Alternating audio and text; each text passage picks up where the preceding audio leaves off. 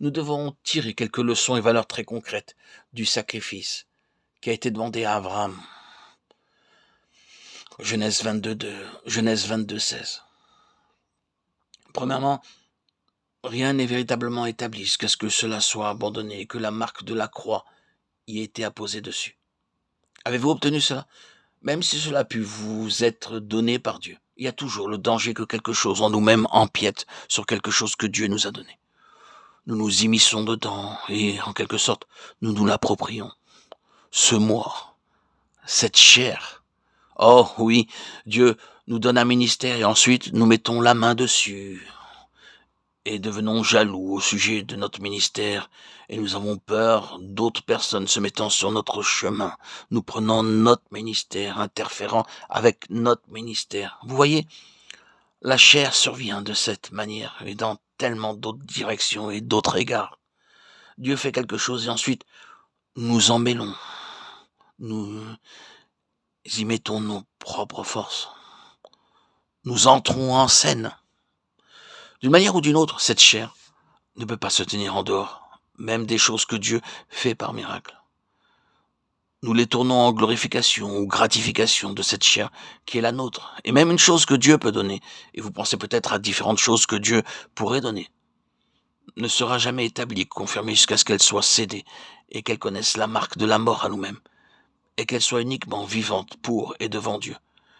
Et nous sommes seulement vivants pour et devant Dieu. Alors, quoi que cela puisse être, la croix est le chemin de la vie dans tout. Et immédiatement, la croix est annulée par n'importe quel aspect de cette chose sur lequel la croix dit non, non. Instantanément, si un aspect de cette chose surgit de nouveau, nous nous opposons à la vie de cette chose. Nous asphyxions sa vie, nous limitons sa vie. Nous n'arrêtons pas seulement la progression, mais nous réduisons l'intention de multiplication de Dieu. Pourquoi Dieu ne peut pas accroître?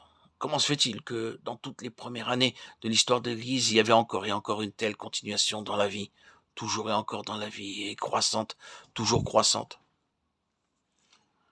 Pensez seulement à tout ce qui s'est produit dans la courte vie de Paul seulement, les églises sur tout le monde, connues alors, dans une courte vie. Et près de 2000 ans après, le monde n'est pas encore touché par l'Évangile. Le contraste est terrible. Mais pourquoi? Pourquoi? Et la réponse est simplement celle-ci, que d'une manière ou d'une autre, l'homme s'est introduit dans l'affaire de Dieu et l'a détourné à son avantage. La croix n'a pas été gardée dans sa place qui donne à Dieu une voie libre, dégagée et complète. C'est une leçon que vous et moi devons apprendre très profondément dans nos vies mêmes, que rien qui est donné ne croît en dehors du terrain profondément marqué par la croix, quant à notre propre chair et notre vie naturelle.